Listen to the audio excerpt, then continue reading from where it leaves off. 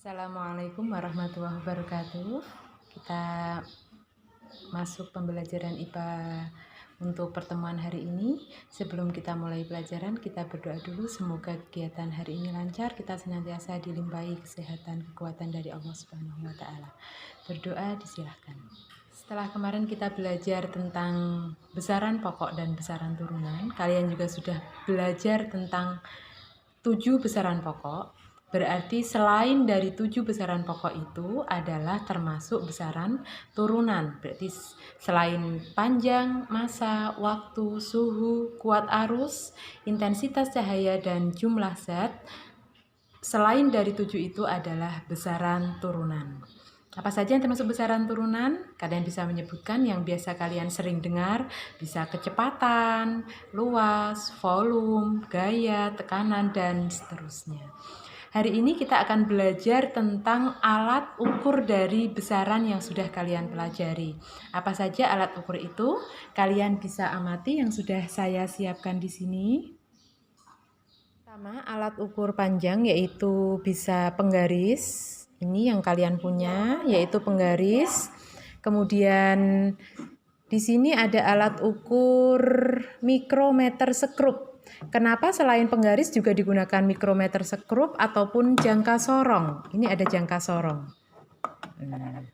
Kenapa digunakan mikrometer sekrup dan jangka sorong? Karena tidak semua benda yang akan kita ukur memiliki satuan cm, bisa lebih besar ataupun lebih kecil. Kalau kita mau mengukur luas dari suatu halaman, kita tidak mungkin pakai penggaris, pakainya adalah roll meter. Nah, kalau kita mau mengukur tebal buku, pakainya tidak penggaris lagi karena terlalu kecil, kita pakainya mikrometer sekrup. Untuk cara kerjanya nanti saya jelaskan setelah ini. Untuk alat ukur panjang sudah ya, penggaris, mikrometer sekrup, dan jangka sorong. Kemudian alat ukur massa yaitu yang ada di lab namanya neraca Ohaus. Ini ukur waktu. Kita gunakan stopwatch. Ini stopwatchnya. Kemudian alat ukur suhu. Di sini ada termometer biasa. Kemudian ada termometer digital. Ini termometer digital. Cara kerja penggaris menggunakan satuan cm, yaitu dengan kita letakkan benda yang akan kita ukur, kita lihat dari yang angka terkecilnya, kita lihat ini pada angka 0 cm dan pada batas akhirnya adalah pada angka 13,5. Berarti alat atau benda ini berukuran 13,5 cm. Seandainya benda ini berada di tengah, tidak mulai dari angka 0, maka kita lihat skalanya. Di awal kita berada pada angka 21 cm dan terakhir pada angka 34 cm. Maka cara ukurnya adalah 34 cm dikurangi 20 cm. Jadi panjang benda ini adalah, mungkin ini karena kurang teliti, jadi sebetulnya 13,5 cm. Ini di paske di angka 21 tepat. Ini 34,4. Ya. Berikutnya kita ukur tebal logam. Dilihat di sini ketelitiannya adalah 0,01 mm. Kita lihat skala utamanya. Skala utama adalah yang sebelah sini. Nah, ini setelah angka 0 adalah 1, 2, 3 dan seterusnya. Yang di bawahnya berarti setengahnya 1. Ini ya, jadi tebal logam skala utamanya 0, ini pada angka 1 dan ada strip di bawah berarti 0,15. 0,1 ditambah setengah berarti 0,15. Kemudian skala putarnya, karena ini alat penggunaannya adalah dengan diputar-putar. Diputar begini, geser. Nah, jadi logamnya ditaruh.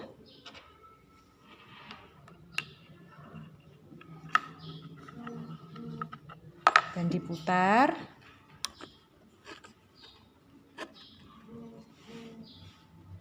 Nah, skala putarnya menunjukkan angka, lihat garis yang lurus dengan garis di skala utama, menunjukkan angka dari 40, 41, 42, 43, 44. Berarti ini angka 44. Ketelitiannya 0,01 mm, berarti 0,44 mm. Kita jumlahkan 0,15 ditambahkan 0,44 mm. Jadi pengukuran tebal. Berikutnya kita ukur diameter tutup botol menggunakan jangka sorong ya. Pertama, kita ukur skala utamanya. Kita lihat dari angka 0, 1, 2, 3, 4, 5, 6. Nah, skala yang paling berbatasan dengan skala Vernier adalah angka 6. Kemudian angka 0 pada skala Vernier menunjukkan di angka 6,1, 2, 3, 4. Berarti skala utamanya adalah 6,4. Kita pakai satuannya milimeter, berarti 6,4 mm. Kemudian kita lihat skala Verniernya dari angka 0 sampai 9, angka 0 sampai 10. Skala utama, kamu lihat pada skala Vernier 1 tidak lurus, 2 tidak lurus, 3 tidak, 4 tidak, 5 tidak, 6 tidak, 7 tidak, 8 hampir, 9 yang paling lurus ya. Berarti skala Verniernya adalah 0,09. Kita jumlahkan tadi skala utamanya 6,4 mm dengan skala Verniernya 0,09. Jadi totalnya adalah 6,49. Cara kerja stopwatch, ketika kita pijat pertama, maka jarum akan bergerak menunjukkan angka pada detik, berarti ini 5 detik, 10 detik, sampai 60 detik. Kemudian ketika satu putaran penuh, maka jarum yang ada pada angka kecil ini akan bergeser ke angka 1, berarti 1 menit. Kalau kita matikan,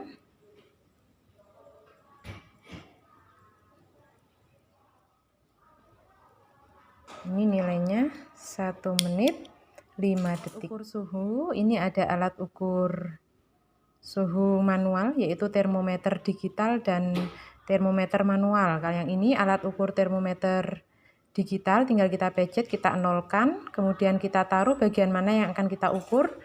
Misalnya di bagian ketiak, maka taruh ini ujung logamnya di bagian ketiak. Di layar akan tertampil berapa suhu dari panas tubuh yang dihasilkan di ketiak. Kemudian kalau pakai termometer yang manual, pastikan bahwa air raksanya tepat di bawahnya garis. Kemudian diletakkan pada ketiak ataupun di mulut atau tempat yang lainnya. Kemudian kita tunggu sekitar 10 menit. Maka raksa akan berjalan naik ke atas. Nah, nanti menunjukkan angka berapa ini? 36,3 ini contohnya ya. Ini yang termometer massa yaitu neraca Ohaus. Kita coba timbang ini. Ya. Asalnya ini skalanya ada di samping semua. Kita lihat ini. Nanti garisnya harus tepat sama di tengah-tengah. Makanya kita geser.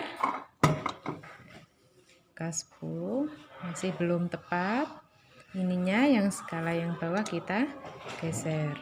Apakah sudah tepat atau belum? Ini berarti pengukurannya menggunakan satuan gram. Berarti 10 gram ditambah, yang ini menunjukkan angka 10 gram ditambah dengan 9,5 gram.